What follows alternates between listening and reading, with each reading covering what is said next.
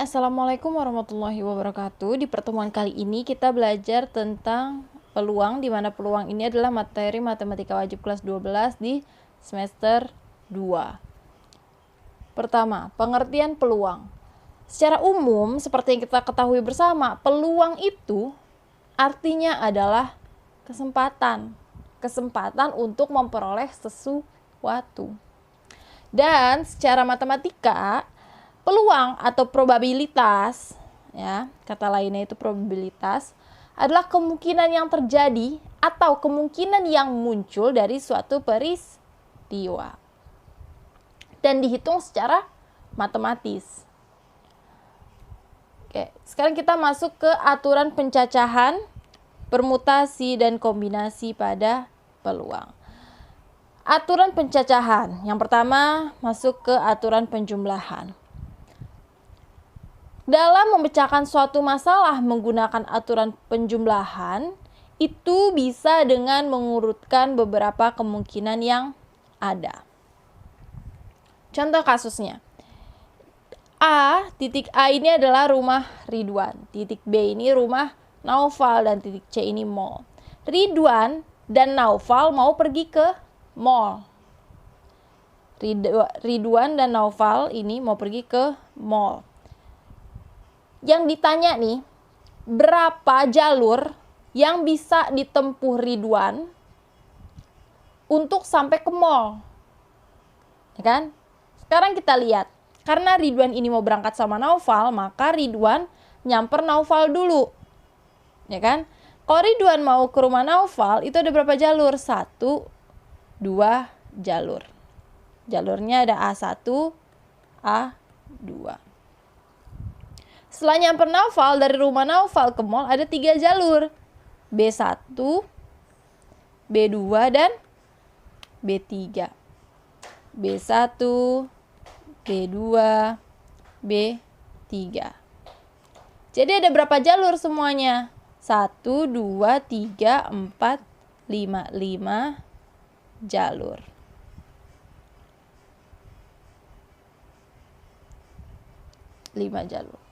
Bisa dengan cara mengurutkan seperti ini, atau bisa juga dihitung ada berapa jalur.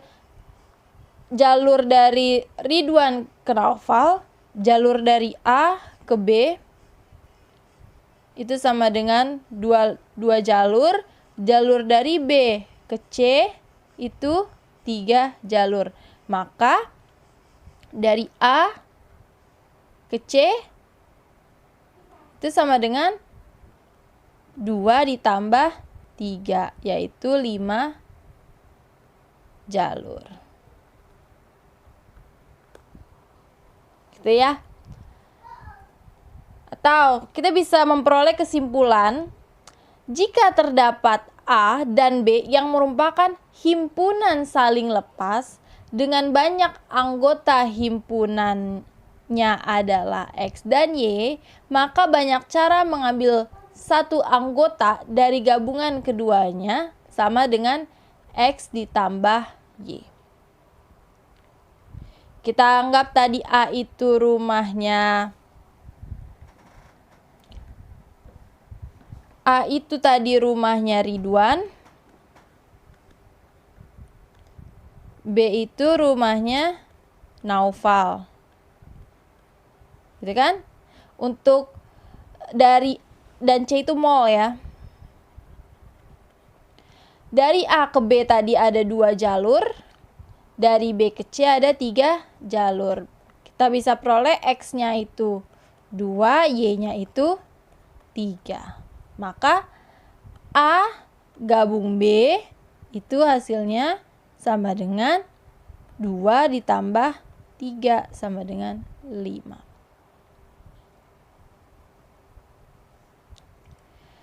Atau dapat dinotasikan seperti ini. A irisan B itu sama dengan 0. Karena A sama B itu dari titik A ke titik B itu dia saling lepas, nggak ada hubungannya gitu. Maka irisannya 0. Tapi kalau A gabung B, kalau ke atas ini gabungan ya, A gabung B itu dijumlahkan jalurnya, yaitu 2 ditambah 3 sama dengan 5. gitu. Itu yang dimaksud dengan himpunan saling lepas sesuai dengan kasus yang dibahas tadi. Karena dia tidak beririsan, namun dia bisa merupakan gabungan. Lalu yang kedua ada aturan perkalian. Kalau aturan perkalian itu dapat diselesaikan dengan pengisian tempat yang ada. Langsung ke contoh kasus. Pada lomba lari 100 meter, 4 anak lolos, yaitu Adi, Banu, Chandra, dan Dodi. Pada perlombaan tersebut disediakan 2 hadiah. Ingat di sini kata kuncinya adalah 2 hadiah. Kita bikin di sini. Bikin kotak ya. Ada 2 hadiah. Ini hadiah 1, ini hadiah 2. Ada berapakah susunan pemenang yang muncul pada akhir pertandingan? Gitu kan? Diingat lagi tadi.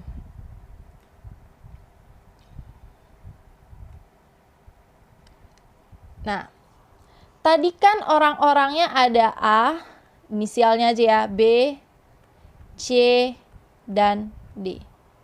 Ada 2 hadiah yang diperebutkan, ya kan? Ada hadiah 1 dan hadiah 2. Pemenang pertama dan kedua yang mungkin itu ada berapa kemungkinan gitu kan? Kalau diurutkan, jadi kayak gini, bisa saja pemenangnya AB, atau bisa AC, bisa A dengan D, bisa B dengan A, bisa B dengan C, dan seterusnya sampai mungkin D dengan C. Ini jumlahnya ada berapa? 1, 2, 3, 4, 5, 6, 7, 8, 9, 10, 11, 12. Berarti ada 12 kemungkinan.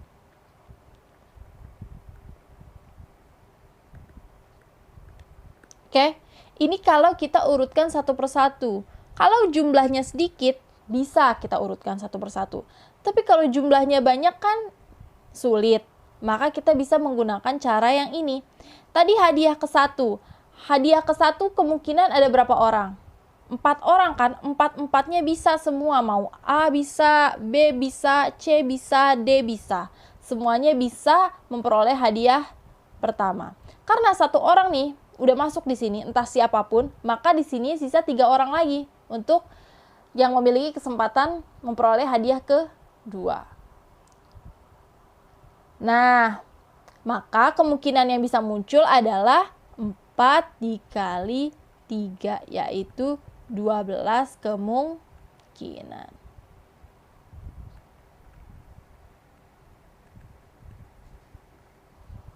Tuh.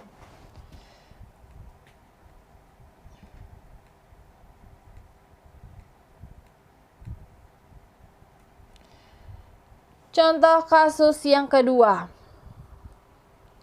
Amalia memiliki 4 buah kemeja, 2 buah celana, dan 3 sepatu. Ada berapa cara yang dapat ia gunakan untuk berpakaian gitu? Ada berapa kombinasi pakaian yang bisa dia gunakan? Oke, caranya sama. Bikinlah seperti ini. Kemejanya ada berapa? 4 buah kemeja. Gitu kan? Celananya 2. Sepatunya 3. Maka ini sama dengan 4 kali 2 dikali 3. Berapa? 4 kali 2, 8. 8 kali 3, 24 cara berpakaian.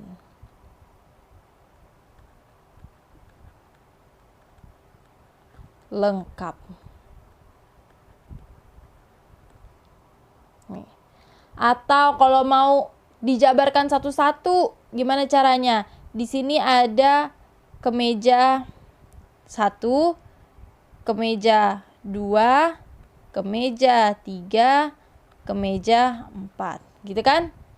Untuk kemeja 1 ada sepatu 1 pilihannya, ada juga sepatu 2. Ini juga ada sepatu 1, ini juga ada sepatu 2.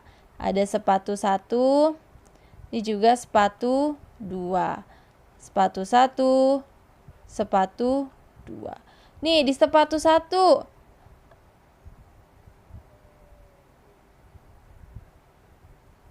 salah, ini maksudnya celana ya, bukan sepatu. Celana 1, celana 2, karena yang 2 buah itu celana.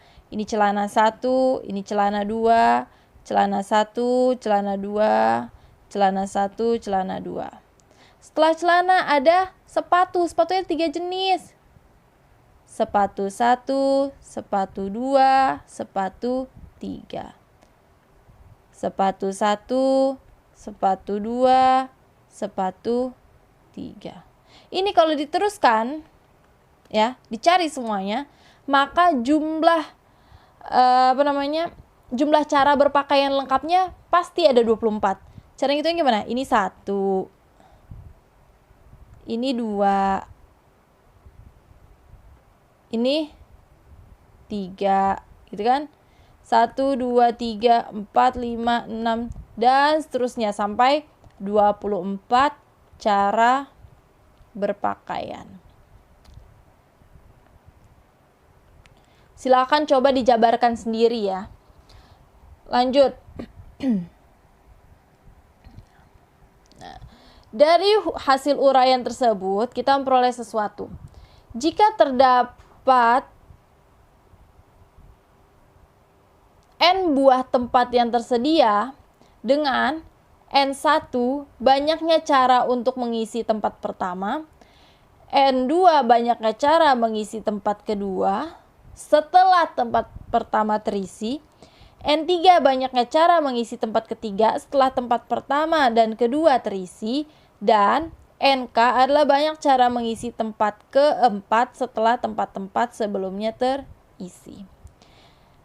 Sehingga bisa diperoleh banyaknya cara untuk mengisi K tempat yang tersedia adalah N1 dikali N2 dikali N3 seterusnya sampai dikali NK. Nah, aturan ini dimaksud aturan pengisi tempat tersedia atau aturan kaidah perkalian. Nah, definisi tersebut kalau dinotasikan secara faktorial bisa didefinisikan seperti ini. Mungkin teman-teman ada yang sudah ingat atau belum ingat apa itu notasi faktorial, kita ulas kembali. Faktorial dinotasikan seperti ini, N faktorial. Faktorial itu dinotasikan dengan tanda seru. Kalau N faktorial artinya adalah 1 dikali 2 dikali seterusnya sampai dikali N min 2 dikali N min 1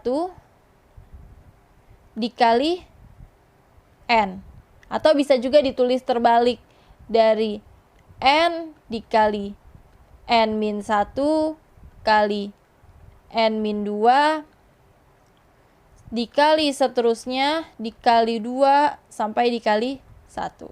Itu N faktorial.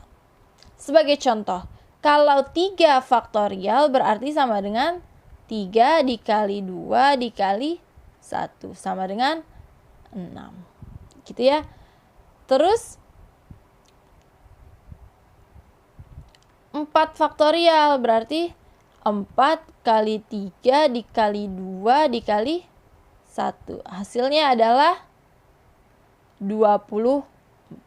Ini yang dimaksud dengan notasi faktorial. Dan di faktorial ada definisi tertentu di mana kalau 1 faktorial itu sama dengan 1 dan 0 faktorial hasilnya sama dengan 1. Oke, terima kasih. Itu aja yang dipelajari di pertemuan kali ini. Silahkan diulang-ulang terus videonya sampai paham. Kalau belum paham, kalau masih belum paham juga silahkan diskusikan kepada gurunya. Semoga ilmu yang diperoleh berkah. Assalamualaikum warahmatullahi wabarakatuh.